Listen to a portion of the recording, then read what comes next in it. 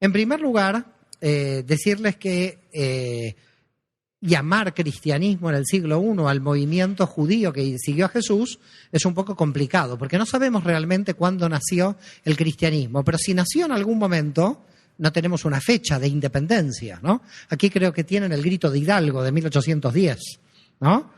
Donde podemos decir que ahí empezó, o en 1821. Hay como fechas que marcan la historia. Tenemos un problema en el cristianismo porque no tenemos como la fecha de la independencia. ¿Ok? Es decir, no sabemos exactamente los investigadores cuándo alguien dijo soy cristiano. Pero cuando alguien dijo soy cristiano y se sentía fuera del mundo judío.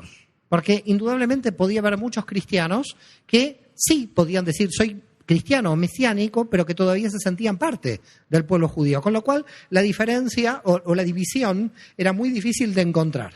Y ustedes se dan cuenta que finalmente cuando desaparece Jesús de escena, los judíos que le seguían siendo judíos. No hay cristianismo cuando muere Jesús. Entonces, decir que Jesús fundó el cristianismo es realmente algo erróneo, porque los que le siguieron no se sentían creando ninguna religión. Ahora, entonces pasan los años, llegamos a Pablo, llegamos a la prédica de Pablo, la prédica de Saúl de Tarso. A mí me gusta llamarlo Saúl de Tarso. En general a mí me gusta llamar por el nombre en hebreo a cada uno de estos de los artífices de lo que luego se llamó el cristianismo. Y encontramos entonces a Saulo de Tarso, al que ustedes conocen como San Pablo, yendo sinagoga por sinagoga. Claro, cuando un cristiano lee los Hechos de los Apóstoles dice, pero ¿San Pablo no iba a la iglesia? No, porque iglesias no había.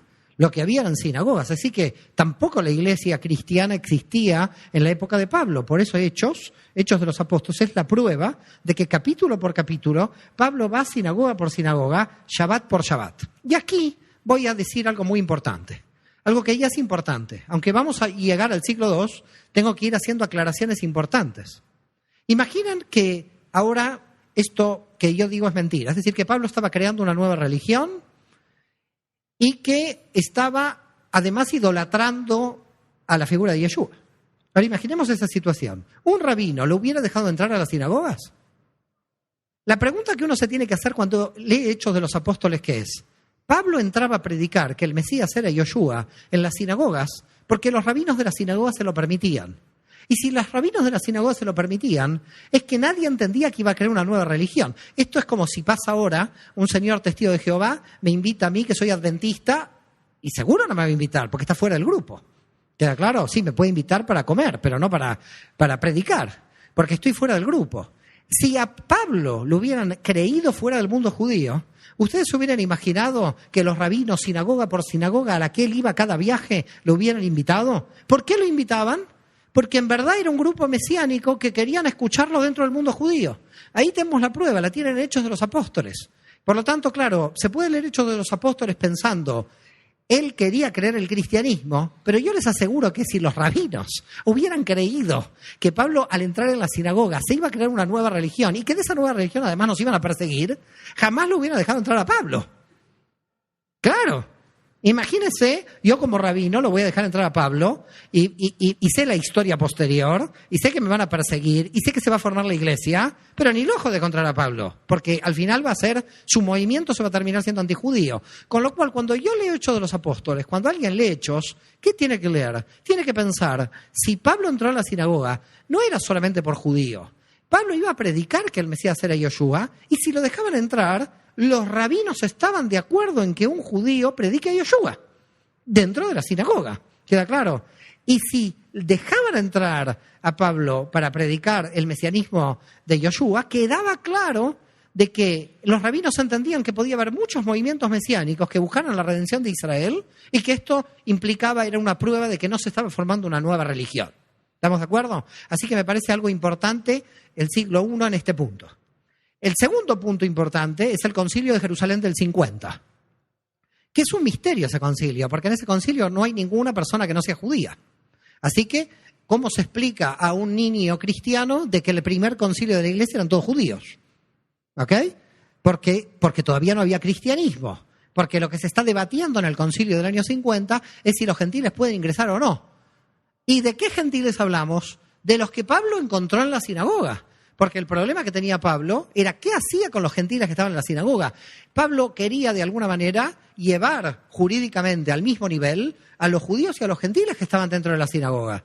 Y esto veía que estaba desequilibrada la situación. El estatus de los judíos, él los veía como privilegiados y el estatus de los gentiles como de segundo grado, de segunda parte. Y entonces dice, pero esto no puede ser.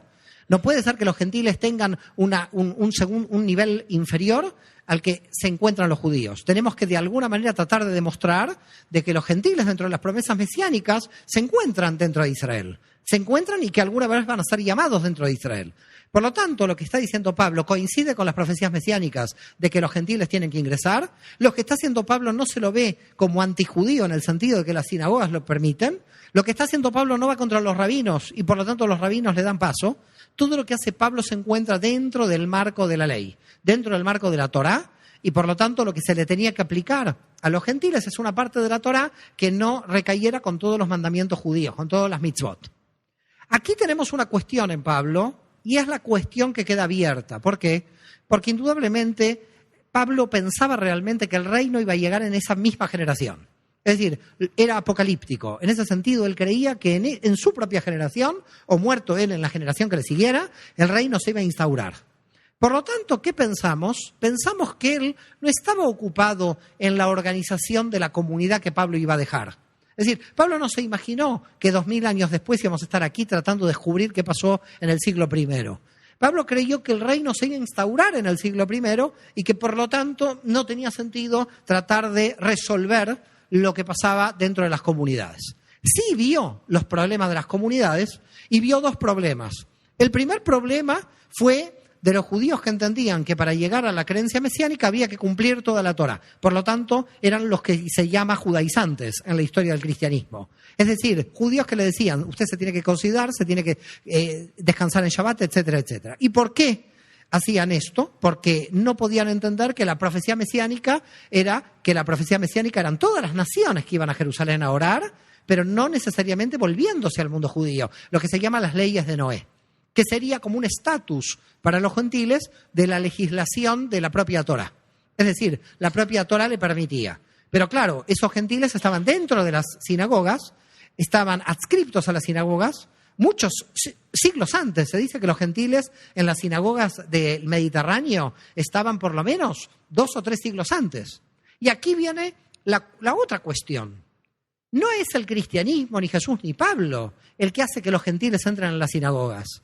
Cuando leemos en Hechos de los Apóstoles que Pablo va a las sinagogas, se encuentra con los gentiles en las sinagogas. Quiere decir que aquí hay otra prueba más. El judaísmo del siglo I y del menos I era muy abierto a que los gentiles ingresaban dentro de la sinagoga. No dejaba a los no judíos fuera de la sinagoga. No es que gracias a Pablo o a Jesús los no judíos podían ingresar. Es que cuando está Pablo en Hechos ya los vemos a los gentiles dentro.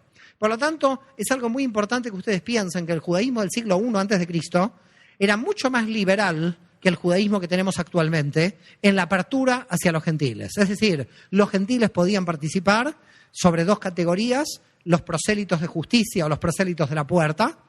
Los prosélitos de justicia son los que estaban en proceso de conversión al judaísmo y los prosélitos de la puerta eran los temerosos de Dios. Bueno, todo esto yo presupongo que lo saben, pero estoy haciendo una pequeña síntesis para decir qué pasó en el siglo I y para entrar en el siglo II. ¿Ok? Entonces, algo importante. Los rabinos no sacan a Pablo, saben que Pablo está hablando dentro de la tradición judía. Segundo, los gentiles no vienen con Pablo. Pablo quiere resolver el estatus legal de los gentiles dentro de la sinagoga, pero los gentiles ya estaban dentro de la sinagoga. Por lo tanto, aquí hay algún punto muy importante. El judaísmo ya había permitido que los gentiles ingresaran antes de que llegara el mensaje cristiano. Se estaba universalizando el judaísmo antes. Había gentiles en la sinagoga antes. Solo que lo que viene a resolver Pablo es la igualdad jurídica de los no judíos dentro de la sinagoga. ¿Se entiende de qué estamos hablando? Y esto hay que dejarlo muy en claro, porque parecería que gracias a Pablo entraron los gentiles. No. Gracias a Pablo los gentiles van a tener el mismo estatus que los judíos. Pero no gracias a Pablo los gentiles están en las sinagogas. Las sinagogas 2 siglos antes ya admitían gentiles dentro de las comunidades judías. Va quedando claro de qué estamos hablando. ¿Ok? Además, la prueba es muy simple. Le han hecho de los apóstoles y verán toda la cantidad de gentiles que hay. Pero estos pequeños detalles son importantes. Porque parece que cuando en la historia cristiana uno dice Pablo el apóstol de los gentiles, parece que a partir de Pablo los gentiles empiezan a entrar. No, los gentiles ya estaban.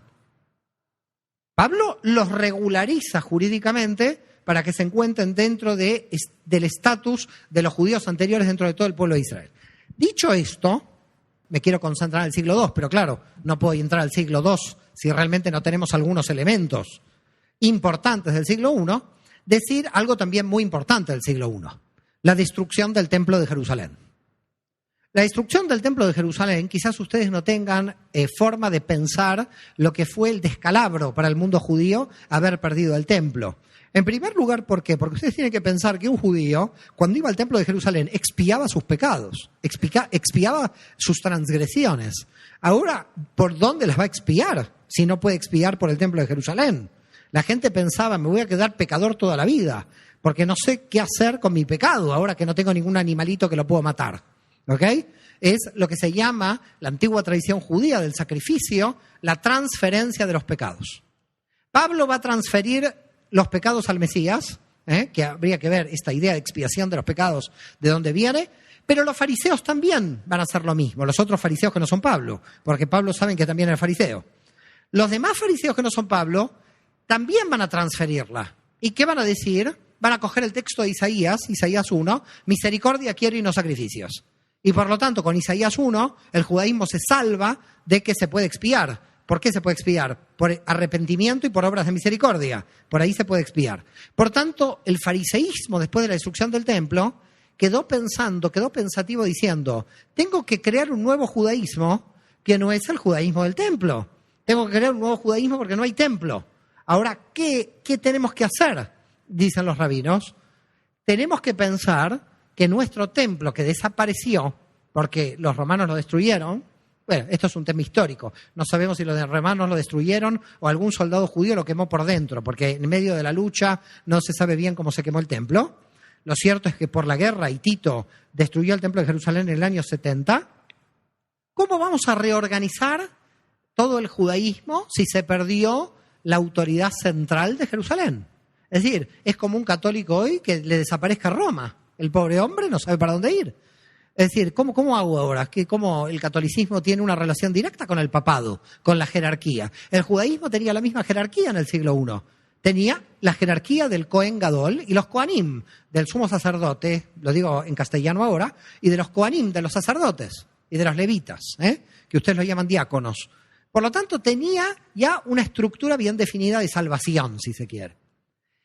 En el año 70, cuando se destruye el templo, hay dos cosas muy importantes. Primero, a mi modo de ver, para nuestra historia, Pablo ya no está más, ya había muerto. Quiere decir que Saúl de Tarso murió sin ver lo que él creía que era la llegada del reino. Él pensaba que Jesús iba a volver y por lo tanto no volvió en su vida y por lo tanto el mundo cristiano, ¿cómo quedó? ¿Quién quedó a cargo de ese mundo judío que seguía al Mesías? Las comunidades de Pablo habían quedado en una situación muy rara. ¿Por qué? Había judíos que dentro de las comunidades de Pablo observaban la Torá y había gentiles dentro de las comunidades de Pablo que eran gentiles que no observaban la Torá. Es decir, no observaban ni los alimentos, no observaban ni el descanso del sábado y en consecuencia las comunidades estaban como divididas. Pablo, pensando que estas comunidades iba a venir el reino, las comunidades quedaron así, en una especie de nebulosa. ¿Qué tiene que hacer la comunidad?, decían. Entonces los judíos decían, bueno, mire, lo que tienen que hacer los gentiles es lentamente ir cumpliendo la Torá. Y los gentiles decían, pero no, Pablo escribe en Gálatas que no hay que cumplir la Torá, porque estos son los judaizantes, por la fe en el Mesías yo llego directo, sin la necesidad de cumplir, o por lo menos cumpliendo los mínimos de la ley, que es el decreto apostólico del año 50. Por lo tanto, empezó a haber un gran debate dentro de las comunidades. ¿Qué hacemos? ¿Qué cumplimos? Si somos judíos, cumplimos la ley, pero si no somos judíos, ¿cómo cumplimos la ley? Bueno, cumplimos el decreto apostólico. Ok, pero ahora imaginemos un matrimonio que va a contraer matrimonio en el año 80 del siglo I. Hay una persona judía que conoce en la comunidad a una mujer gentil, o viceversa, como quieran poner el ejemplo. ¿Ok? ¿Qué van a hacer los hijos? Él cumple la Torá. Ella cumple solo el decreto apostólico del 50, no cumple toda la Torá. Entonces tienen que definir qué van a hacer. Él quiere que observen la Torá, ella quiere que observen la Torá solamente con el decreto apostólico. Además de los líos de pareja que hay hoy, se agrega este en el siglo I. Imagínense, con todos los problemas de pareja que hay hoy, agregar este. ¿De qué voy a cumplir? Es decir, es como un adventista que se casa con un evangélico. ¿Qué hacemos? Bueno, vamos a hacer así, tengamos 6 hijos, 3 adventistas, 3 evangélicos. Claro, y los pibes no entienden nada. Dice, a mí que me tocó ser evangélico porque el próximo es adventista. Claro, yo creo que una pareja se vuelve loca. Tienen que decidir. ¿Qué hacemos los dos? Una dice, yo descanso el domingo, yo descanso el sábado. Bueno, como me pasó a mí en una conferencia en Andalucía, que en Andalucía me dijeron, acá descansamos todos los días. Yo estaba tratando de explicar. Algunos descansaban en Shabbat, otros descansaban el domingo. ¿Qué problema hay? Dicen los de Andalucía. Acá descansamos todos los días. Bueno, el tema es el siguiente. A ver, imagínense hoy un adventista del séptimo día, que no me lo quiero imaginar, puede ser alguna pareja de las que esté aquí. Con lo cual, no sé, alguien vendrá por mí. Después del seminario me van a venir a confesarse. Imagínense un adventista del séptimo día con una evangélica. La evangélica va a decir, yo descanso el domingo. El adventista va a decir, yo descanso el sábado. Acá no, hay un problema gordo. Es decir, ¿cuándo respetamos? ¿Cómo respetamos la Torá? ¿Quién está bajo la ley de Dios? Es decir, no se entiende nada. En consecuencia, lo mismo pasaba en el año 80 en todas las comunidades de Pablo. En el año 80 había judíos que creían en Yeshua como Mesías, pero que observaban la Torá, gentiles que estaban ahí, que habían entrado hacía 10 años o menos, y que dijeron, yo no observo la Torá porque con el decreto apostólico, porque entonces había tensiones dentro de las comunidades. Tensiones que además iban a ir creciendo. ¿Por qué motivo? Porque cada vez había más gentiles que entraban y también más judíos que creían que Jesús era el Mesías. Por lo tanto, en el siglo I es como una situación muy extraña. Las comunidades crecen, pero crecen sin saber cómo se van a definir. Es decir, crecen sin saber porque los judíos que están diciendo tenemos que seguir observando la Torá. A los judíos que quieren seguir observando la Torá en todas las comunidades, ¿ok? Ellos van a seguir teniendo relación con los judíos que siguen a Jesús en Jerusalén. ¿Cómo se van a llamar todos estos? Los ebionitas. ¿Quiénes son los ebionitas? Los ebionitas son los judíos que creen en Yeshua como Mesías, pero que entienden que tienen que seguir observando la ley. Acá hay algo muy importante para que sepan. Los ebionitas, es decir, los judíos que seguían observando todas las mitzvot, todas las leyes de la Torá, y que además creían que Yeshua era el Mesías, perduraron hasta el siglo IV. Hasta el siglo IV se mantuvo el grupo ebionita, hasta que Santa Elena, la madre de Constantino, entró con las legiones romanas y los expulsó de la iglesia del Santo Sepulcro. Fíjense qué interesante. La iglesia del Santo Sepulcro es el último reducto de los judíos que observan la Torá y creen en Yeshua. Es muy fuerte esto. Todo el mundo cristiano ya observaba lo que decía Roma en el siglo IV, pero los tipos que estaban atrincherados en el Santo Sepulcro seguían diciendo que eran judíos que creían que había que seguir con la ley. Pero claro, era una ortodoxia muy pequeñita la que quedaba ahí, porque ya en el siglo IV sabemos, había triunfado la gran iglesia, que después veremos en el siglo II por qué va a triunfar. Queda claro que los ebionitas no son nada más un grupo del siglo I, sino del 2, 3 y 4. Lo que pasa es que a medida que el cristianismo luego fue avanzando por Occidente, esta gente en su reducto atrincherada quedó muy pequeña. ¿Ok? Era muy minoritaria esta situación. Por lo tanto, ¿cuál es la situación a fines del siglo I? Y es la que necesito llegar para entrar en el siglo II. La situación en el siglo I era la siguiente. En Jerusalén estaba el centro de los ebionitas. Todos los obispos de Jerusalén eran todos judíos, todos observantes del sábado, todos observantes de la Torá, y este grupo ebionita aceptaba del Nuevo Testamento solo el Evangelio de San Mateo, el Evangelio de Levi ben Alfeo. Todo lo demás, ni las cartas de Pablo ni los demás evangelios admitían. Solamente admitían el Evangelio de San Mateo, que ustedes saben era el judío Levi ben Alfeo. ¿Estamos de acuerdo? Este grupo ebionita seguía en contacto con también grupos ebionitas de Antioquía, de Siria, algunos sobre todo del Asia Menor. Pero este grupo en la diáspora judía pierde fuerza. ¿Por qué? Por la cantidad de gentiles que siguen ingresando. La cantidad de gentiles que siguen ingresando en algunas sinagogas de las creadas por Pablo en aquellas comunidades ya son un 10 o un 5% de la población.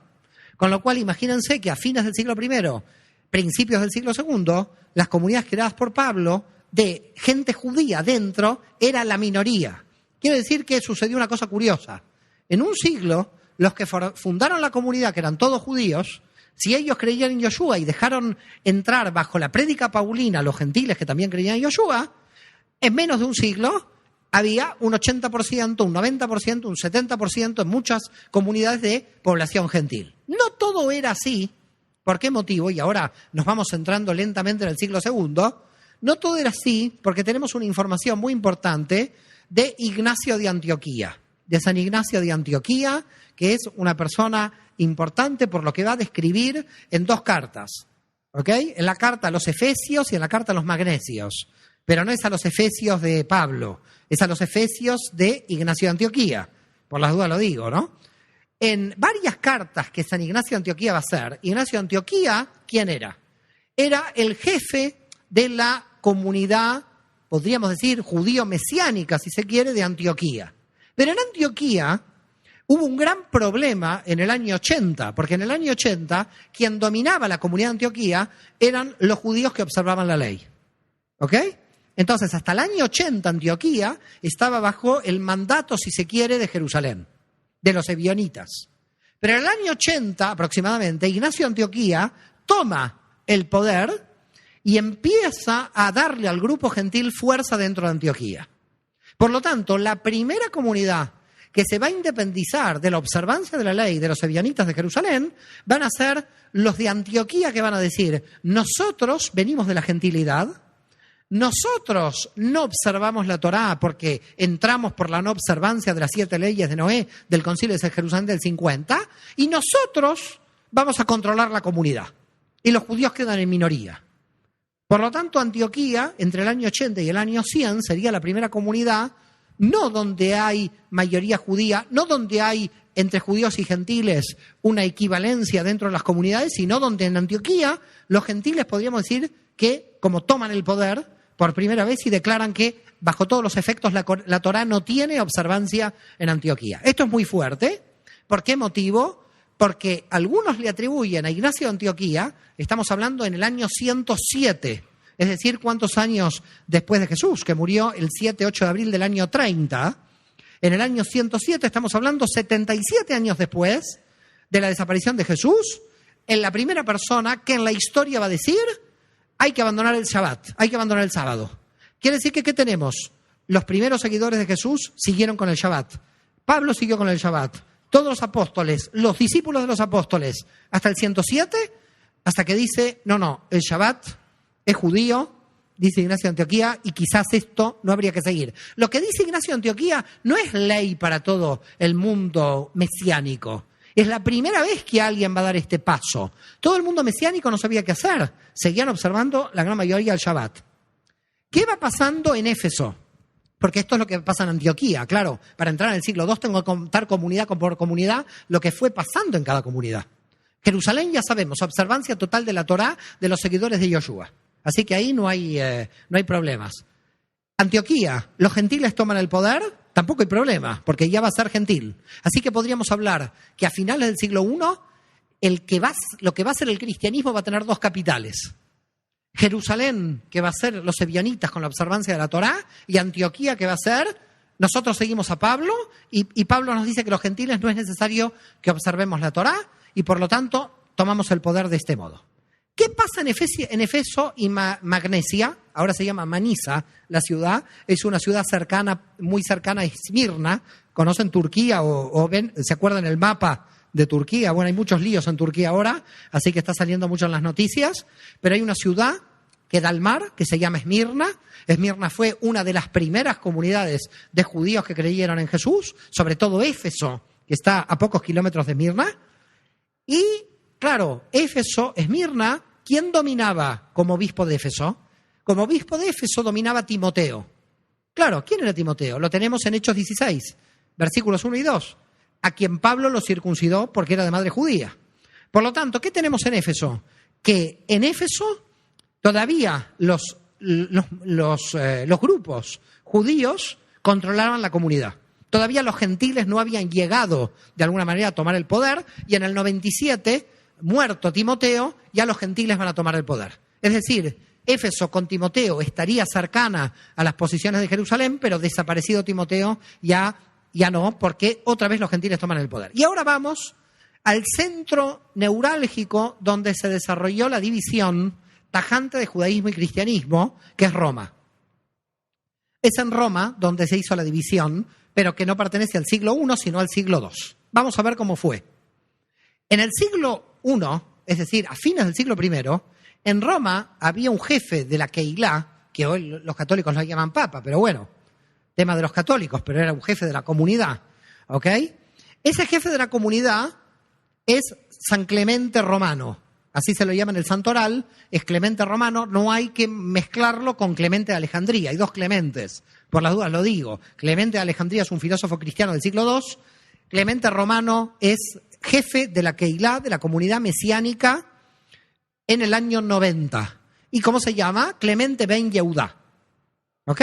Se llama Clemente ben Yehudá, hijo de Judá. Este hombre era judío. ¿Y qué escribe? Escribe las pseudo-clementinas. ¿Por qué es muy importante? Lo pueden poner en Google, pseudo-clementinas. ¿Por qué es tan importante esta obra? Lo digo rápido, no vamos a analizar todas las pseudo-clementinas, ¿no? Si no me quedo en Cancún. No estaría mal. Voy a empezar a analizar las pseudo-clementinas para quedarme en Cancún. Con lo cual, ¿qué son las pseudo-clementinas? Es un libro, es un escrito, es pequeño, creo que está en PDF en internet, así que pone pseudo-clementinas, pum, pum, PDF y lo lee.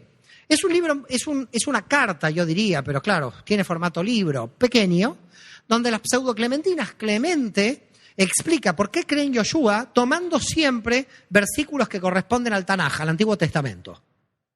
Y entonces ahí sabemos que todavía no existía el Nuevo, que el Nuevo lo estarían escribiendo. ¿Estamos de acuerdo? Es decir, algunos seguramente escritos ya para el 90 estarían terminados. Se sospecha que Marcos, Mateo, Lucas hasta en el 80 más o menos están terminados. 90, 110 estaríamos hablando de San Juan. Pero, ¿por qué son importantes las pseudo-clementinas? Porque Clemente ben Yehudá, que en el orden de sucesión papal es papa del 90 al 99, fíjense justo casi los últimos 10 años del siglo I, Clemente ben Yehudá, con las pseudo-clementinas, está diciendo que Yeshua es el Mesías de Israel solamente por el Tanaj. No cita nada del Nuevo Testamento porque no tiene Nuevo Testamento. Quiere decir que no había canon, no había Nuevo Testamento. Entonces la pregunta es, imaginemos que nos vamos a una comunidad de Pablo en el año 90 y la gente está orando. ¿Qué ora? ¿Qué reza? No dice Nuevo Testamento, no hay Nuevo Testamento. ¿Estamos de acuerdo? Lo que reza es lo mismo que todo el mundo judío, está rezando la Biblia, solamente que en alguna comunidad leerían alguna carta de Pablo. Seguramente que en Roma leerían la carta a los romanos de Pablo, pero en Éfeso no leerían la carta a los romanos de Pablo. En Éfeso leían la carta a los romanos a los efesios. A ver si queda claro. Ahora nosotros leemos la carta de Pablo todos, pero no hay una carta de Pablo a México. Por lo tanto, no tendríamos que leer ninguno. Qué interesante esto. Me gusta la teoría. La carta a los romanos de Pablo era para el problema que tenían en Roma. ¿Queda claro lo que decimos? Entonces no hay que ver la carta de Pablo para todo el mundo. Era la carta para cada comunidad. Con lo cual, ¿qué hacía una comunidad? Vamos a ponernos en el siglo I. Leía toda la Torá, todo el Tanaj, leía toda la Biblia hebrea y de repente decía, bueno, Pablo nos escribió una carta, vamos a leerla, porque es la carta a los romanos. Nos la envió Pablo. Entonces la leían. No es que leían en Galacia la carta a los romanos. Para Galacia era la carta de Gálatas. Esto también se pierde cuando alguien lee todas las cartas. Parece que Pablo está escribiendo para todo el mundo, que la de Gálatas se tenía que leer en Roma. A ver si me entienden. En el siglo I hay que tratar de ponerse en el siglo I y entonces decir cuál era el canon de esta gente, cuál era el libro sagrado. La Biblia hebrea, no había otra cosa. Cartas que circulaban por ahí, pero la Biblia hebrea. El Nuevo Testamento no estaba escrito, los evangelios no estaban escritos. Y estamos hablando 60, 70 años luego de la desaparición de Jesús. Siglo I, deja la jefatura Clemente Romano y va a venir Evaristo I en el 99. Y entonces, ¿quién es Evaristo? Otra persona con educación judía. Este es el quinto papa en el orden de sucesión. Yo cuando me encuentro con un católico y le digo, el cuarto papa fue judío, el quinto papa fue judío, se empieza a poner mal. Algunos empiezan a sudar ya. Y cuando ya le digo que el primero que fue San Pedro fue judío y estaba casado, ya ahí, ¡pum! Fin del siglo I. En Roma todavía hay dirigencia judía. Éfeso hasta Timoteo. Jerusalén ni hablemos, siguen observando la Torá. El movimiento de Yoshua no parece ser más que un grupo dentro del mundo judío, no otra cosa. No parece ser una nueva religión. No hay forma de que se vea como una nueva religión. Los gentiles que entran, algunos observan el Shabbat, otros no, según lo que quieran hacer. Unos siguen el decreto apostólico. Pero la verdad que la teología de Pablo, que toda la teología está diseñada para admitir a los gentiles a Israel, es confusa para organizar una comunidad. Esta es la verdad. Es una teología confusa para organizar una comunidad, porque un gentil dice, ¿ahora qué hago de mi vida? ¿Sigo el decreto apostólico o observo toda la ley? ¿Estamos de acuerdo? Es decir, leo a Yoshua, el tipo observó toda la ley, entonces yo como gentil, si sigo a Yoshua, tengo que observar toda la ley. Leo a Pablo, que me dice, por la fe, ¿qué hago? O la fe de Pablo en Cristo, o la ley, o la observancia de la ley en Yeshua. Yeshua, como rabino judío, me dice, llama a Israel, observa absolutamente todo el judaísmo, observa la Torá. Leo a Pablo, me dice, por la fe del Mesías. La verdad que como gentil yo estoy muy confuso. Digo, a mí que alguien me lo aclare. Y en Roma, básicamente empezaron a pensar que como el movimiento iba creciendo y como los gentiles iban siendo más, había que de alguna manera responderle más al auditorio gentil que al auditorio judío. Pero sobre todo hay un punto importante del siglo I, que en el siglo II se va a radicalizar. ¿Y cuál es? La guerra judía contra Roma. Porque en la guerra judía contra Roma, a estas comunidades las afecta. Imaginemos la siguiente situación ahora. Siempre tengo que ir al siglo I a imaginarme alguna situación para tratar de entender toda esta situación del siglo I. Imaginemos que hay una hija de un centurión romano que cree que Yoshua es el Mesías, gentil, y entra en una sinagoga judía. Conoce un muchacho judío, se van a casar. Le avisa, papá, me voy a casar. ¿Con quién? Con un judío, con un rebelde de Judea. Con los tipos que están en contra del Imperio Romano. ¿Cómo es posible esto? A ver si me siguen lo que está pasando aquí. Los gentiles que ingresaban eran griegos y romanos, sobre todo en Roma, romanos y en otros sitios ya gente no romana pero romanizada, que ya estaba dentro de la cultura romana. Y esta gente romana o romanizada había luchado contra Judea en la guerra de independencia de Judea. Es decir, sucede algo muy importante en el siglo I. La teología de Pablo, el pensamiento de Pablo es judío universal. Por las profecías mesiánicas quiere hacer ingresar a los gentiles. Pero en el mismo momento en que Pablo desaparece y crea este movimiento de judaísmo universal a través de la figura del Mesías, que haría que Israel se expanda, Romanos 11. Hay que hablar Romanos 11 para entender lo que está diciendo Pablo con la expansión de Israel. Las ramas silvestres injertadas en el olivo. ¿Cuántas veces ustedes habrán leído esta carta en Romanos 11?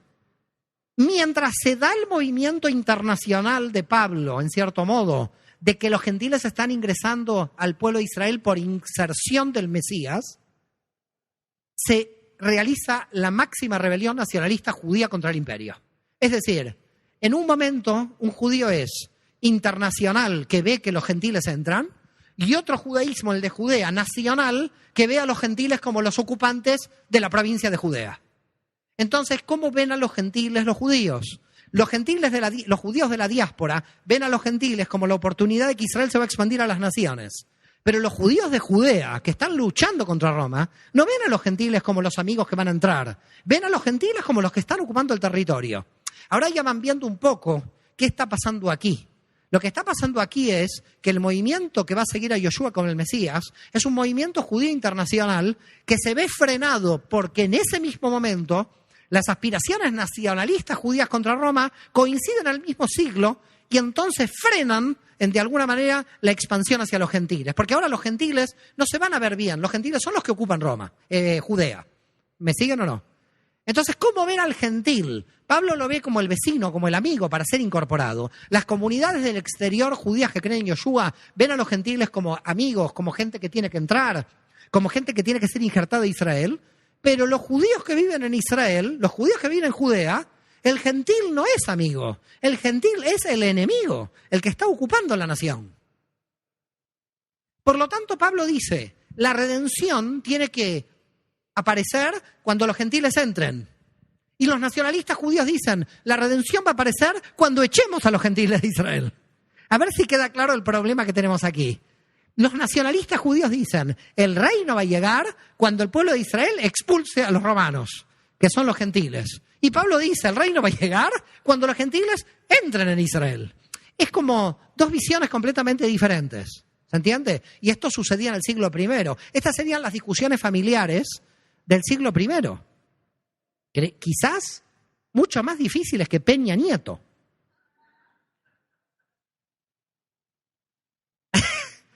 Mucho más difíciles de entender.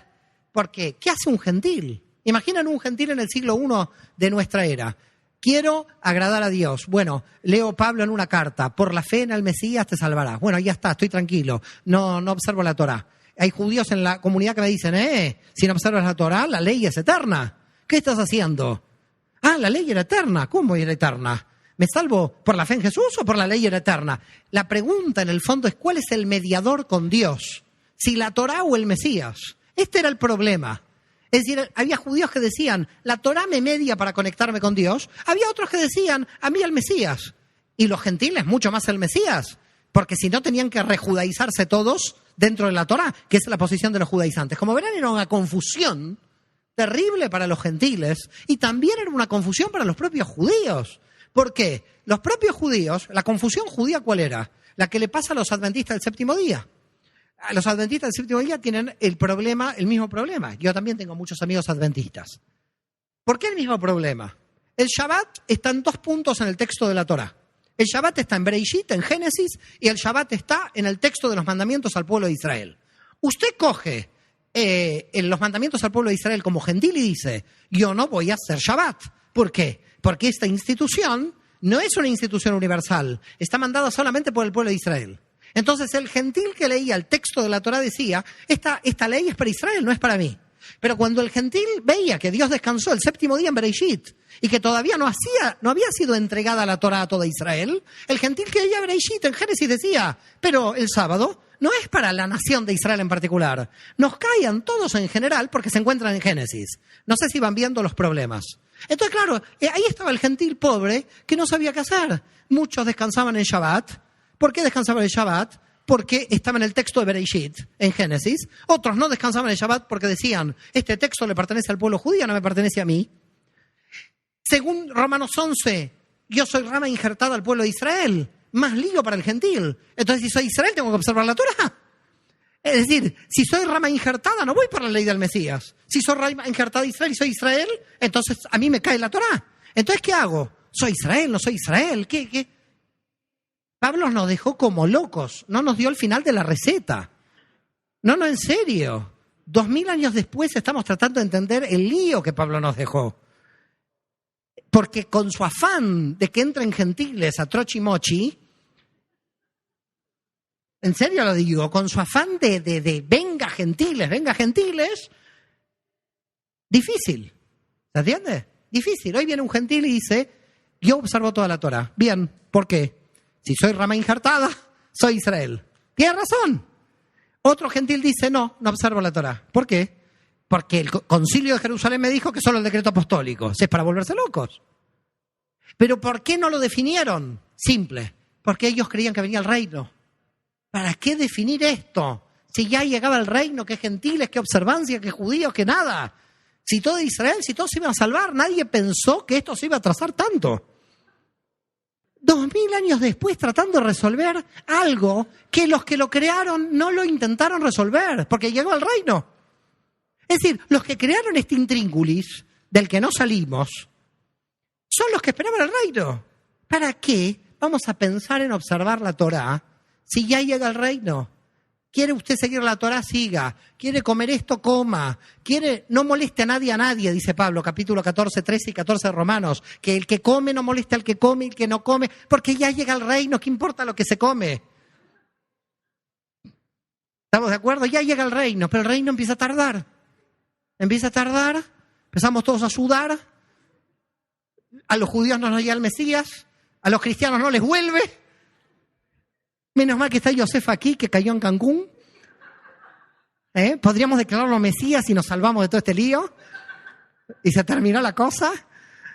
Un desastre, un problema 2000 años. Porque esta gente creyó. Y entonces yo creo, lamento, con mucho respeto lo digo, que todos se equivocaron en los tiempos. Es decir, toda esa generación creía, recuerda las propias palabras de Jesús, no pasará de esta generación hasta que sucedan todas las cosas. ¿Cómo no pasaron de esta generación? Y una, y dos, y tres generaciones, y cuatro, y cinco, y seis. Y siguió pasando el tiempo y los siglos. Ellos estaban deseosos que llegara el reino. Como dice el padre Loisy, un padre católico excomulgado por León XIII, esperábamos el reino, pero llegó la iglesia.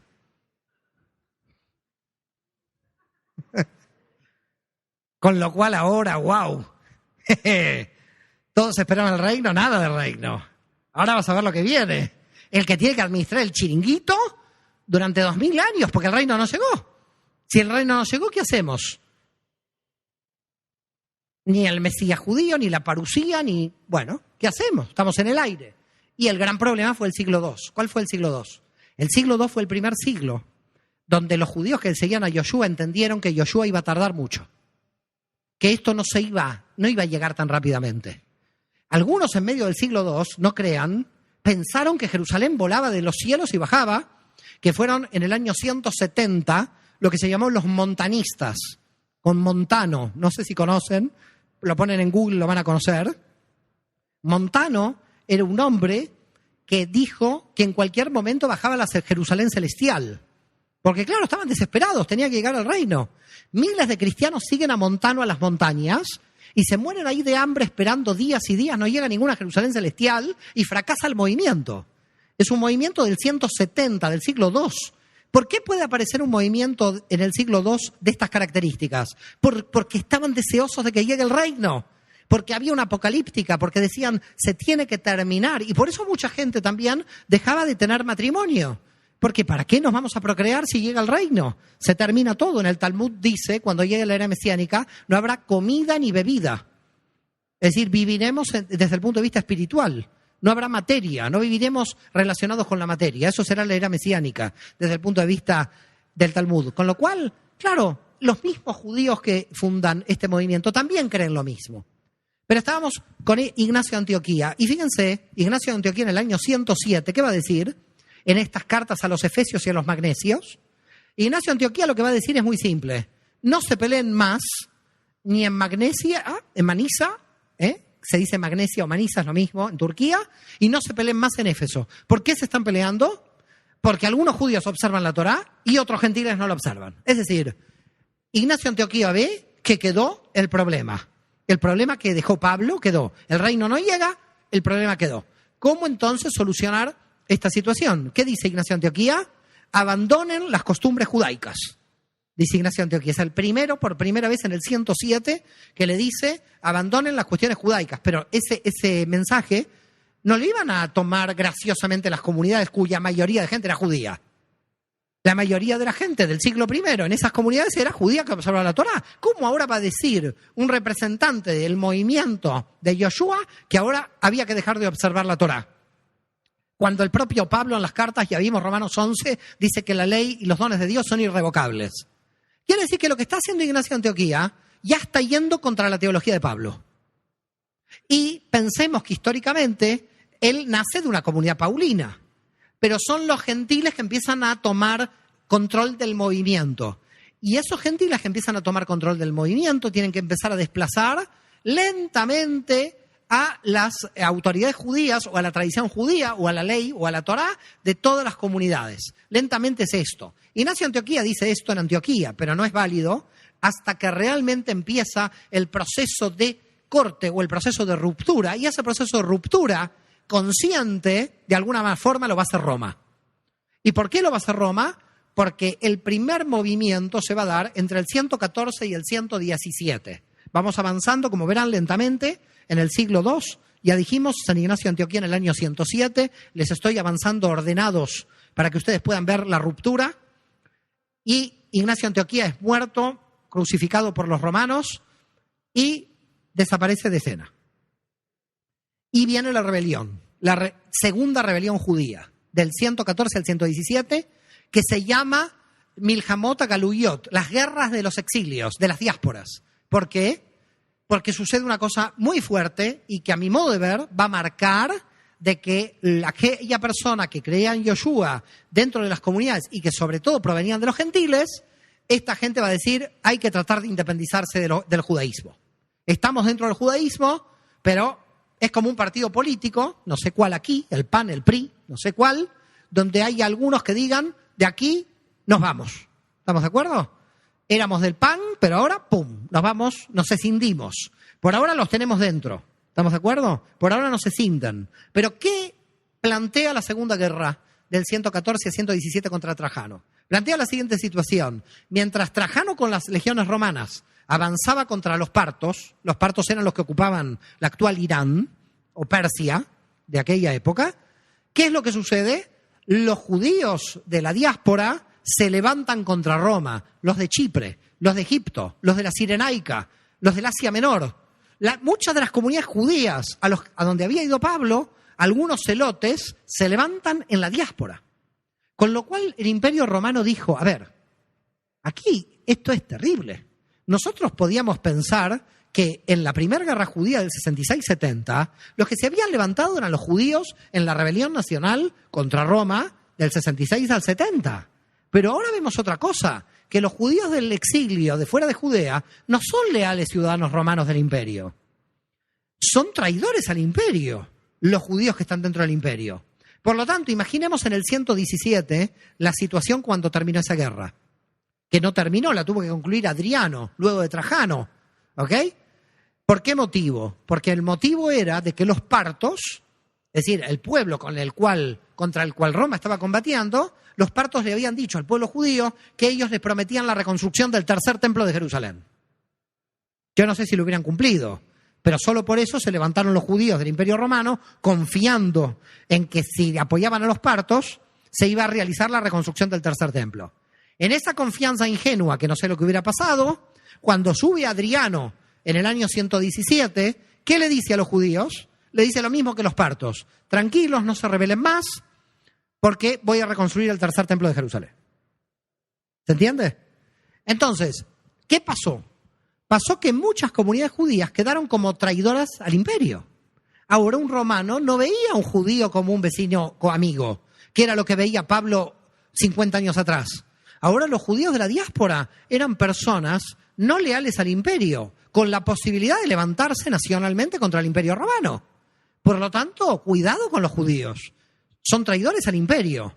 Y entonces las comunidades de Yoshua, donde había mucha gente judía, dice, no podemos seguir pareciéndonos a los judíos, porque pareciéndonos a los judíos también somos traidores al imperio. ¿Cómo va a entrar ahora un romano a creer en Yoshua? Si entra a una comunidad, le vamos a decir que se integre a Israel. Integrarse a Israel es integrarse a qué pueblo? Al pueblo que está levantado contra Roma. No sé si me siguen la lógica. Entonces, imaginemos que nosotros somos una comunidad del año 117 ahora, en el Imperio Romano, y que hay, no sé, 30, 40 judíos y 100 gentiles. Y va a entrar por la puerta una persona romana. Si yo le digo que esta comunidad judía, ¿se une o no se une? ¿Cómo se va a unir? Si es posible que se está uniendo una comunidad de rebeldes contra Roma. No se va a unir. Entonces empiezan a pensar las autoridades en Roma que tienen que pensar cómo empezar a crear un tipo de teología, una división de lo que era Israel, porque si no, no se podían expandir en el Imperio Romano. Tenían que mostrarle al Imperio Romano que el judeocristianismo no era judeocristianismo, que era cristianismo, pero que además no tenían nada que ver con los judíos. Porque si tenían alguna relación con los judíos, ¿qué eran? Traidores al imperio. No sé si me van siguiendo el problema. Por lo tanto, ¿qué tenemos?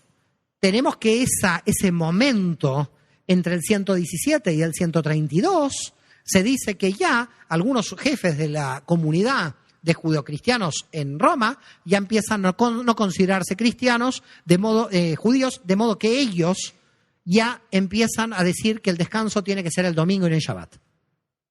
Tiene que ser otro día de la semana y no el Shabbat, porque el Shabbat pertenece al pueblo judío y es una festividad nacional. Es decir, hay que marcar alguna diferencia con... Y entonces, ¿todo el siglo II qué es? ¿Qué es lo que vamos a ver en todo el seminario? Que pasó una hora, me tengo que apurar. Sigo hablando del siglo I, del siglo II, tengo que apurarme. ¿Por qué? ¿Qué vamos a ver en todo este seminario? En todo este seminario vamos a ver cómo en el siglo II el objetivo claro de este grupo era cómo salirse del judaísmo. Este era el objetivo. Porque el movimiento había nacido dentro del judaísmo. Pero el segundo problema es que para salirse del judaísmo había que distorsionar la Torá y había que distorsionar el mensaje de Jesús y había que distorsionar el mensaje de Pablo. Es decir, el problema para salirse del judaísmo era que para crear una nueva religión, lo que había que hacer era manipular y distorsionar tanto a Pablo, tanto a Jesús y como el Antiguo Testamento. Si no se hacía esta distorsión, no se podía crear una nueva religión. Seguían dentro del judaísmo. No sé si me entienden. Pero era más importante para las autoridades romanas la expansión del movimiento religioso que la distorsión o no distorsión del texto. Porque en el texto que tenemos, que se tiene que descansar en Shabbat, que se tiene que realizar el descanso del sábado. ¿Qué está diciendo este grupo? Que ahora va a aparecer el domingo. ¿Dónde está el domingo? En el texto. Ni en el Antiguo, ni en el Nuevo. Luego del Shabbat se reunían para orar. El primer día de la semana. Lo cual, si en el Nuevo Testamento aparece primer día de la semana, me están diciendo que está luego del Shabbat. Y nos reunimos luego del primer día de la semana para orar. Y Pablo no se iba el primer día de la semana porque oraba con la comunidad. Estamos entonces en el año 132, ¿ok? Dice el señor Akiva, Rabí Akiva, ahora apareció el Mesías. ¿Qué pasó? Es Bar Kokhba. El general Bar Kokhba, el general judío, es proclamado Mesías por Rabí Akiva. Y empieza la tercera guerra contra Roma. Si no había primera, la tercera es la vencida. ¿Ok? Bueno, y fue vencida, porque luego no quisimos tomar las armas durante un tiempo largo, la gente judía. Entonces, ¿qué pasó con la rebelión de Bar Kokhba? Dijo Rabí Akiva, Bar Kokhba es el Mesías de Israel. Aquí hay un caso curioso. Nadie en el judaísmo excomulgó a Rabí Akiva. A ver si queda claro esta situación. Rabí Akiva es un rabino estudiado en la tradición judía. Se supone que una persona que declara a un falso Mesías tendría que haber sido excomulgada. No, Rabí Akiva se equivocó. ¿Y entonces qué pasó con los judíos que siguieron a Yoshua como Mesías? ¿Por qué motivo no están dentro de la historia judía? Hubieran estado si no se hubiera creado una nueva religión. Probablemente. Pero como se creó una nueva religión, estos judíos que creían en Yoshua como Mesías habían quedado como fuera de la historia judía. Misterio que Rabí Akiva no queda. Esta que es la prueba de que si un judío declaraba Mesías a cualquier una persona, este judío no quedaba fuera del judaísmo. Esta es la prueba de la proclamación mesiánica de Rabí Akiva. Pero por sobre todas las cosas, la identidad de este Mesías no es la identidad del Mesías Yoshua, que de alguna manera San Pablo la va a llevar a nivel internacional, sino lo que va a hacer es la restauración política de Israel. Entonces, ¿qué pasa aquí? Aquí lo que pasa es muy serio. En un momento el pueblo de Israel tenía dos Mesías. Estaba Yoshua en las comunidades de Pablo y los ebionitas de Jerusalén, y todo el pueblo judío con Rabí Akiva proclamando Bar Kokhba. A falta de uno teníamos dos. Ahora esperamos uno, aunque sea, que no baja. Ahí había dos, Bar Kokhba y Yeshua. A ver si queda claro. En términos de mesianismo, cuando Rabí Akiva dice que Bar Kokhba es el Mesías, lo que está diciendo es que nosotros ya pensamos que el Mesías ha llegado. Por lo menos en Bar Kokhba. No que lo estábamos esperando. Pero ¿qué pasa con esta guerra? Del 132 termina en el año 135. La tercera guerra judía también es derrotada. Y por lo tanto Adriano gana y no quiere saber más de los judíos. No quiere que ni le nombren los judíos, Adriano. Porque murieron muchísima cantidad de divisiones, perdió Adriano en esta guerra. Se dice que perdió como 5 o 6 legiones. Estamos hablando de 60.000 soldados. Y del lado judío, 580.000. Murieron aproximadamente, según el historiador romano Dion Casio. Y así fue una masacre, una carnicería. Y la verdad que Roma quedó no debilitada, pero sí tocada, porque fue una guerra muy fuerte. Judea aniquilada. Y entonces él dijo que no se escuche más el nombre de Jerusalén, y se le puso a la ciudad el nombre de Aelia Capitolina, que no se escuche más que ese templo es el templo de los judíos, ese templo lo vamos a dedicar al dios Júpiter, y puso al dios Júpiter en el templo de Jerusalén. Hay algunos judíos en Jerusalén que dicen que en el Gólgota está ahí, algo pasó con un tal Yoshua, ahí ponemos el dios Mercurio, Así que gracias a que Adriano marcó con el dios Mercurio sabemos el Santo Sepulcro. Una cosa interesante. Nosotros sabemos dónde está el Santo Sepulcro porque Adriano metió al dios Mercurio ahí. Entonces, el tipo metió al dios Júpiter en el templo, el dios Mercurio en el Gólgota, declaró a Elia Capitolina, le puso un nombre romano, adiós a Jerusalén, y además se informó con sus secretarios cuál es el pueblo que más odia a lo largo de la historia, odió a los judíos. Sus secretarios le dijeron filisteos. Dijo, ahora Judea no se va a llamar Filistea, Judea se va a llamar Filistea. Filistea en latín es Palestina. Así que nació el nombre de Palestina. Con lo cual, señores, cuando uno lee la historia de Jesús y dice, la Palestina en tiempos de Jesús, hay que romper estos libros a pedazos, porque la Palestina en tiempos de Jesús no existía el nombre Palestina. ¿Se entiende lo que estoy diciendo? No existía el nombre Palestina en la época de Jesús. En la época de Jesús podía estar Judea, Samaria, Galilea. El nombre de Palestina aparece con Adriano. Y por lo tanto, Adriano prohibió la entrada de los judíos a Jerusalén en el año 135.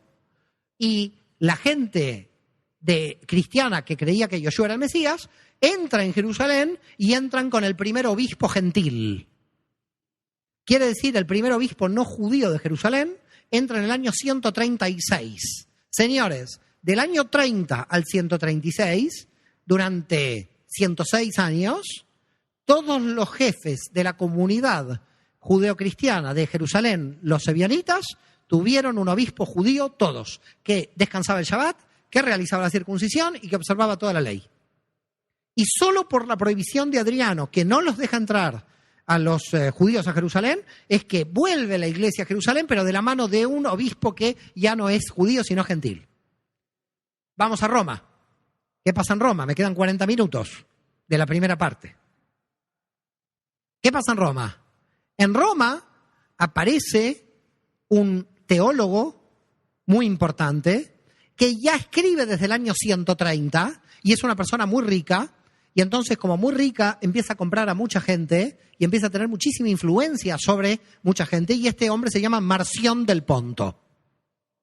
¿Quién es Marción del Ponto? Marción, lo pueden poner en Google, M-A-R-C-I-O-N. Marción del Ponto, dice la tradición que era hijo de un obispo. Marción del Ponto era gentil, de familia gentil, que cree que Yoshua es el Mesías. Y Marción del Ponto llega a una conclusión. El Dios judío es un Dios malo.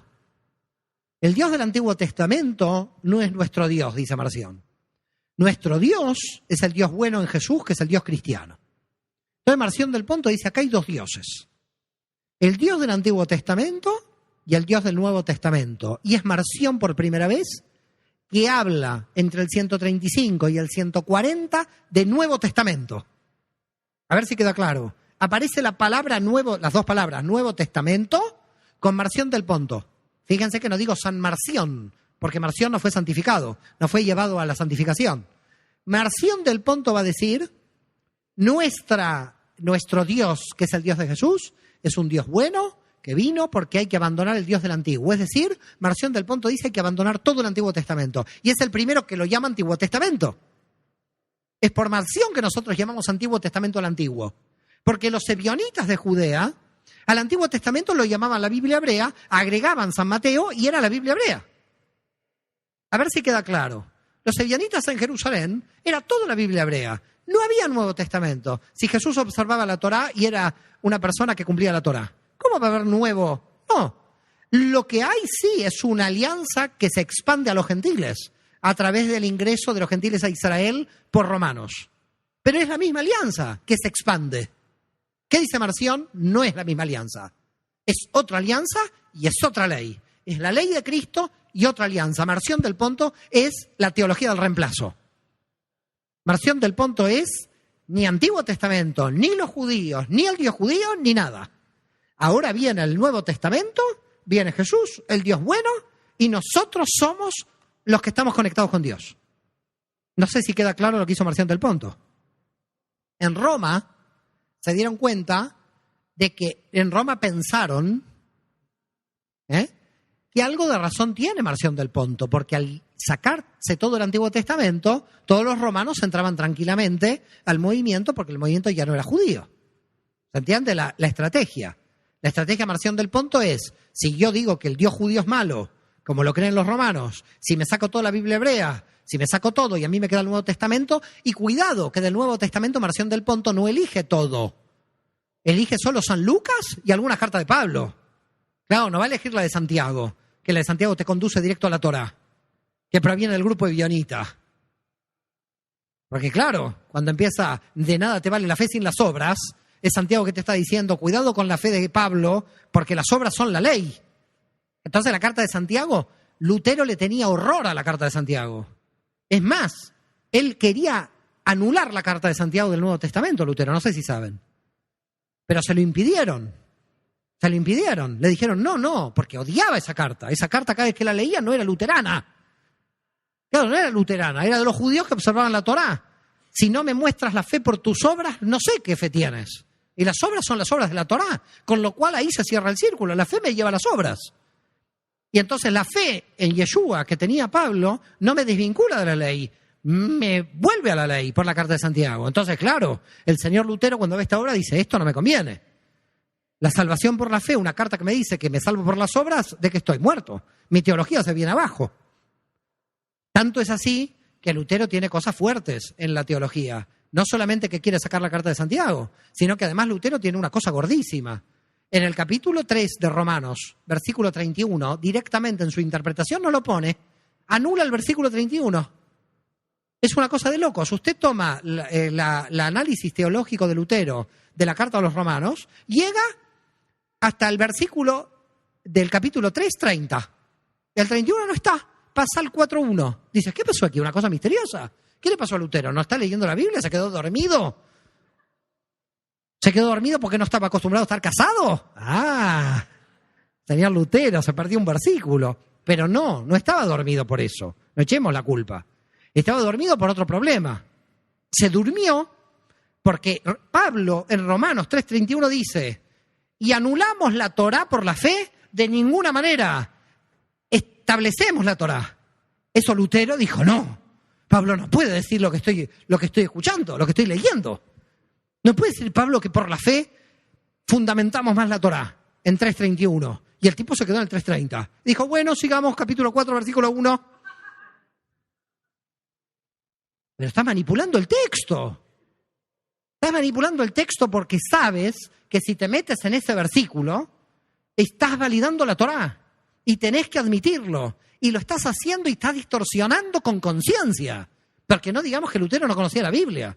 Si no, nos vamos de aquí ya. Si decimos que Lutero no conocía la Biblia. Te estás saltando un versículo. ¿Y por qué? Porque no te gusta. Porque tu teología es la teología de la fe. ¿Querés sacar la carta de Santiago y además te estás anulando un versículo de Pablo? ¿Pero qué es esto? Y después dicen los luteranos que son literales del texto. ¿Cómo literales del texto? Se está salteando el propio Lutero en Romanos un versículo entero. Señores, cuidado. Los teólogos han manipulado tantos siglos el Nuevo Testamento que ya no sabemos bien nada. A ver si queda claro. Entonces, volvemos otra vez al 132-135, al final de la Tercera Guerra Judía contra Roma. ¿Y con qué nos encontramos? Conversión del Ponto. Fundando comunidades. Es algo gracioso porque las comunidades no se llamaban iglesias, se llamaban sinagogas marcionitas. Les ponía el nombre de la tradición judía. Entonces tú podías entrar a una sinagoga judía o una sinagoga marcionita. En la marcionita nadie leía la Biblia hebrea en esta sinagoga porque la había rechazado absolutamente Marción. En Roma se encuentran con el problema de Marción. ¿Qué hacen? La iglesia, los cristianos de Roma dicen, no podemos abandonar todo el Antiguo Testamento, porque si no se entiende nada del Nuevo, todas las profecías están en el Antiguo. Que decir, no podemos anular la Biblia hebrea. La Biblia hebrea es parte del proceso de redención. Bien. Es decir, frente a Marción, los cristianos de Roma lo frenaron. Dijeron, no podemos admitir que hay dos dioses, un Dios bueno y un Dios malo. ¿Estamos de acuerdo? Pero ¿qué hicieron? Cogieron el Nuevo Testamento. La idea del Nuevo Testamento la cogieron en Roma. Pero sí hay Nuevo Testamento y eso lo cogieron de un hereje. Es decir, un hereje, desde el punto de vista de la tradición católica romana, es el que les da el nombre de Nuevo Testamento al Nuevo Testamento. Porque hasta que Roma no lo excomulga de alguna forma, lo deja fuera Marción, Todavía era un texto que seguía la Biblia hebrea. ¿Me entienden lo que estoy diciendo, no? Creo que me siguen. Por lo tanto, había una continuidad de la Biblia hebrea en Roma, pero ahí dicen no, ahora hay un Nuevo Testamento. Y el Nuevo Testamento va a tener los 4 evangelios y también va a tener, después vamos a ver quién lo dictamina el evangelio, pero lo interesante es que ya rechazan a Marción. Con lo cual miren al cristianismo en el año 140. Sitúense. Recuerdan, San Ignacio de Antioquía en el 107, la guerra contra los partos 114, 117, la guerra contra Adriano. Vamos siguiendo la secuencia. Ahora estamos en el 140. ¿Qué pasa en el 140? Vamos a hacer un freno para analizar la situación de cómo se encuentra este naciente cristianismo, entre comillas. Los ebionitas en Jerusalén siguen observando la Torá. Sí, con un obispo que con Adriano tuvo que entrar no judío, pero Adriano solamente murió a los 2 años de esto. Con lo cual, en el 138, el sucesor de Adriano, Antonino Pío, declaró que podían tranquilamente los judíos volver a Jerusalén. Así que la prohibición duró solamente 2-3 años. Muerto Adriano en el 138, los judíos vuelven a Jerusalén y también vienen los judíos que creen en Jesús a Jerusalén. Por lo tanto, siguen los ebionitas en Jerusalén como creyentes en el Mesías Yoshua, observando la Torá. Por otra parte, los marcionitas. ¿Quiénes son los marcionitas? Los marcionitas, los que siguen a Marción diciendo, en la Biblia hebrea está el Dios malo. Quiere decir, unos cumpliendo la Torá y al mismo tiempo, es decir, que si uno resucitaría, volvería atrás en la historia del cristianismo, sería increíble lo que ve. ¿Qué vería en el año 140? Vería judíos que creen en Yoshua en Jerusalén observando toda la Torá y vería en Asia Menor, sobre todo, marcionitas cristianos que anulaban entero el Antiguo Testamento. Sería una cosa realmente increíble en ver el siglo II, porque es en el siglo II donde se puede ver cómo están intentando salir del enredo en que nos dejó Pablo con el tema que observamos y que no observamos, y estarían tratando de definir cómo los gentiles van a ingresar a este movimiento. Queda claro que como va a haber cada vez más gentiles en Asia Menor y fuera de Judea, todos los grupos adscriptos a abandonar la Torá se hacen más fuertes. Por definición, un gentil entra y dice, observa las 7 leyes de Noé o los 613 preceptos. ¿Qué hago yo? Dame 7. Tienes la salvación por 2 vías, 613 preceptos o 7. Venga 7, me salvo. ¿Estamos de acuerdo? Claro, después ya el cristiano no quiso salvar ni por las 7 leyes de Noé. Dijo, por la fe en Cristo me salvo. Ya no tenía que observar nada. ¿Ok? Entonces imagínense, viene uno, viene Yosef, por la fe de Cristo te salva, ya está. A mí me caen todas las prescripciones rabínicas de la Torá, todo. ¿Queda claro lo que está pasando? ¿Qué hacían los gentiles? Los gentiles decían, gente que de repente tampoco sabía leer ni escribir. Este también era otro problema. Es decir, en las comunidades judías había una tradición de lectura desde la época de Shimon ben Shetach, año 147 a.C., donde todo niño judío tenía que saber leer y escribir. Pero ¿cómo esto le iba a llegar al pueblo ahora que los gentiles no todo el mundo sabía leer y escribir? Por lo tanto, tenía que haber una redención más fácil y automática. No todos podían leer la Biblia y empezar a debatir. ¿Quedó claro lo que estamos diciendo? Era muy difícil. Por lo tanto, tenía que haber redenciones o incorporaciones de los grupos gentiles no judíos mucho más rápidamente. Entonces, 140, ya dijimos los ebionitas, ya dijimos los marcionitas. Y en Roma, los cristianos de Roma diciendo, primero recibiendo las grandes donaciones de cada familia patricia romana que se convertía al cristianismo. Y esto hacía que indudablemente esta comunidad adquiriera mucha más fuerza económica que Éfeso, que Antioquía. No en el siglo II, pero para el siglo III es claro. Cada vez iba a tener más fuerza porque estaba cerca del gobierno. No era lo mismo que se me convierta un XX en Grecia que el sobrino del emperador. Entonces, la comunidad de Roma, la comunidad cristiana de Roma, tenía acceso al poder. ¿Estamos de acuerdo? Al poder romano. Y en consecuencia, en el año 140, esta comunidad empieza a pensar cómo diferenciarse de los judíos, pero al mismo tiempo quedarse con el Antiguo Testamento. No hacerlo de Marción, no diferenciarse del judaísmo, abandonando el Antiguo Testamento. Diferenciarse del judaísmo, pero quedándose con el Antiguo Testamento. ¿Se entiende la estrategia? Pero había que diferenciarse del judaísmo. Por lo tanto, ¿cómo empezar a diferenciarnos del judaísmo? Bueno, ahí viene lo que nosotros conocemos como el diálogo con Trifón de San Justino. Diálogo que lo voy a dejar para la segunda parte porque es larguísimo, porque quiero entrar en qué hizo Justino. Primero, ¿quién era Justino? Justino era una persona que nació en Flavia, Neápolis, ¿ok? Flavia y Neápolis es la actual ciudad de Nablus, ¿ok? La actual ciudad de Nablus se llamaba Flavia y Neápolis.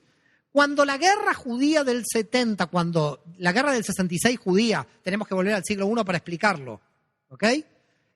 Es derrotada Judea y el templo es destruido. Los romanos, ¿qué hacen para colonizar? Llevan gente, trasladan gente. Ustedes saben que los grandes imperios, para colonizar, siempre tienen que traer gente de su imperio, ¿eh?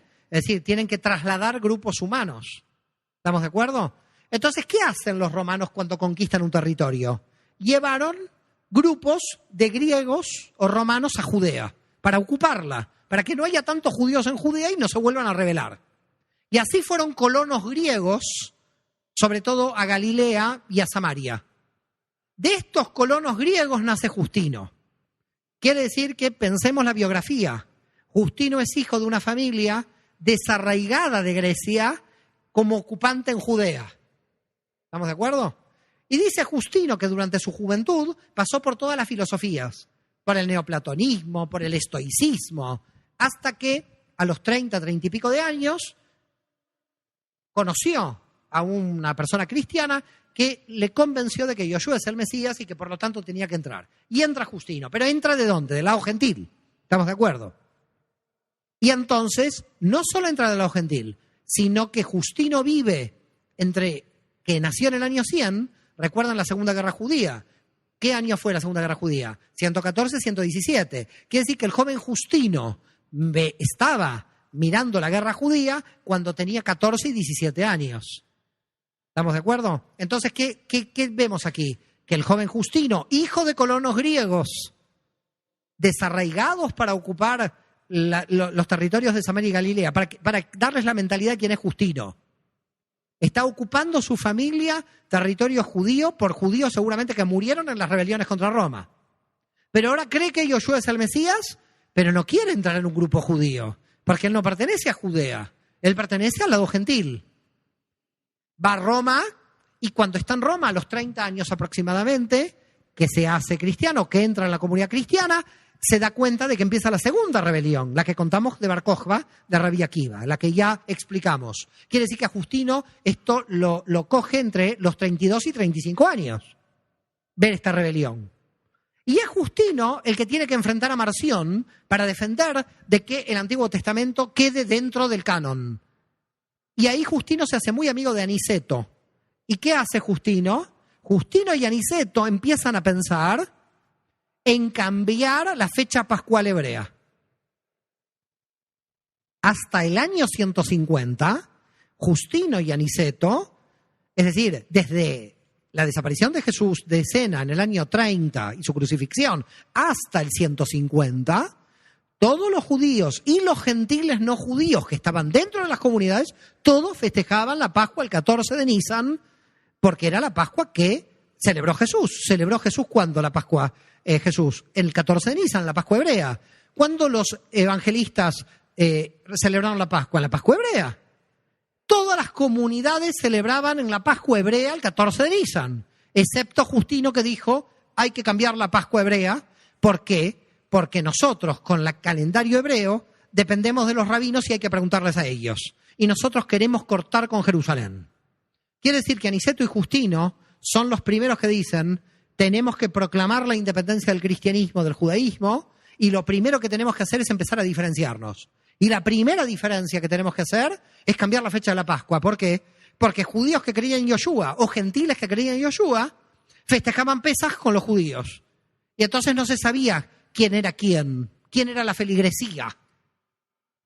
Es decir, mi primo era un judío que cree en Yoshua, yo soy un judío que no cree, todos festejamos Pesaj, la misma fecha. ¿Qué hace Roma? 2 pájaros de un tiro, se dice. En Argentina se decía 2 pájaros de un tiro. Primer tiro. No dependemos más de preguntarle a los rabinos cuál es la fecha del calendario hebreo, que es lunar. Nos ajustamos al solar. Y luego, ahora la feligresía va a conmemorar la Pascua en otro día, que no es el 14 de Nisan, tomando en cuenta el calendario solar. ¿Qué tenemos aquí entonces? Algo muy importante. Lo que tenemos es que de manera consciente, en el año 150, Justino y Aniceto van a declarar el cambio de la fecha pascual contra la ortodoxia de los ebionitas, contra la tradición de todo el cristianismo o del judeocristianismo anterior, contra Pablo, contra Pedro, contra todos los que crearon el movimiento de la primera época de Jesús. Es decir, lo que está haciendo Roma en ese momento es cambiar la fecha que literalmente está en el texto de la Torá, con lo cual va contra la Torá, pero no solamente en la fecha literal de la Torá, va contra toda la conmemoración de todos los primeros judeocristianos que seguían a Jesús. Lo que estaba haciendo no era, por diferenciarse del judaísmo, estaba terminando con un texto bíblico, porque la fecha está en el texto bíblico, con lo cual lo que está haciendo es desconocer el texto, y además lo que estaba haciendo es conmemorar una fecha que había conmemorado Jesús. Ese cambio lo declara San Aniceto en el 155, cuando sube para ser obispo de Roma, como papa, si quieren, para los católicos, pero obispo de Roma para mí, porque nunca sabremos realmente cuándo alguien se consideró por primera vez papa, en este caso. ¿Estamos de acuerdo? Entonces, Aniceto en el 155, cuando sube al poder, él va a ser obispo de Roma del 155 al 166. Aniceto claramente va a decir, cambiamos la fecha pascual. Pero cuando Aniceto va a decir, cambiamos la fecha pascual, ¿qué es lo que pasa? Viene Policarpo de Esmirna. ¿Y Policarpo de Esmirna quién era? Lo pueden apuntar para ir a Google también. Espero que lo encuentren, porque si desaparece Policarpo estoy perdido. Policarpo de Esmirna quién era? Discípulo de Juan. De Juan el Evangelista, queda claro, del Bautista tendría 200 años, y no Policarpo. De Juan el Evangelista. Policarpo viene como discípulo de Juan. ¿Y qué le dice? Va a Roma, Policarpo. Y Policarpo de Esmirna va a Roma y le dice, nosotros conmemoramos la fecha pascual según la tradición judía del 14 de Nisan, porque así Jesús y todos los apóstoles la festejaron, la conmemoraron, y porque así nosotros la recibimos. Yo, dice Policarpo, de Juan, del más joven del que vio a Jesús. Es decir, Policarpo de Esmirna le está diciendo a Aniceto, no podés hacer este cambio, porque yo conocía a Juan, y Juan celebraba Pesaj, lo digo en hebreo, celebraba la Pascua el 14 de Nisan. ¿Qué están haciendo en Roma? Dijo Policarpo de Esmirna. Y entonces Aniceto le dijo, mire, nosotros aquí hemos decidido el cambio. Nosotros en Roma hemos decidido el cambio. Pero ustedes pueden seguir haciendo lo que quieran. Y dice el texto que se dieron el beso de la paz. ¿Qué quiere decir el beso de la paz? Ni Policarpo de Esmirna le impuso a Aniceto el ajuste a la fecha pascual hebrea, ni Aniceto le impuso a Policarpo la fecha pascual ahora inventada por Roma, porque es un invento. No está por ninguna parte esta fecha. ¿Por qué se cambió la fecha? Una fecha que festejó Jesús, que conmemoró Jesús. ¿Quién le había arrojado el poder a Roma de cambiar una fecha que Jesús realizó en la misma fecha? Nadie lo entiende, pero se lo arrojó. ¿Estamos de acuerdo? Lo único que sí no fue contra el Asia Menor, que era de donde venía Policarpo de Esmirna. Este mismo problema, que se va a llamar en la historia controversia pascual, este mismo problema vuelve a aparecer unos años después, con Víctor, con el Papa Víctor I. El Papa Víctor I vuelve a decir que Roma impone a todo el cristianismo la fecha pascual del calendario solar. Y ahí se levanta Polícrates de Efeso, también del Asia Menor, diciendo, ¿no se acuerdan de Policarpo de Esmirna, que era discípulo de Juan? Estamos en el año ahora 190. ¿Ok? Me estoy saltando San Justino porque lo que quiero hacer es en la segunda parte, luego que yo frene ya, voy a entrar en San Justino porque ahí entramos en teología. Ahora estamos más en historia. ¿Ok? Con lo cual, ¿qué pasa aquí? ¿Qué hace Víctor I? Excomulga a todos los que van a seguir la fecha pascual judía. Es decir, Víctor I en Roma, desde el 189 al 199 como papa, excomulga a todos los cristianos que seguían la fecha de Jesús. A los ebionitas y a todos los demás que ya no eran ebionitas. A los gentiles que no cumplían toda la Torá, pero seguían el 14 de Nisan, también los excomulga. Los declara cuartodecimanos. ¿Qué son los cuartodecimanos? Los herejes cristianos que siguen con la fecha judía. ¿Cómo siguen con la fecha judía? Siguen con la fecha judía porque Jesús conmemoraba esa misma fecha y porque los apóstoles seguían esa misma fecha del 14 de Nisan. Es decir, están cambiando en Roma tradiciones que provenían de la ortodoxia anterior de Jesús, pero no solamente de Jesús, sino de Pablo y de todos los judíos del primer siglo y de gran parte del siglo segundo. Por lo tanto, ¿qué tenemos aquí? y yo ya voy a ir cerrando esto porque si entro a San Justino ya...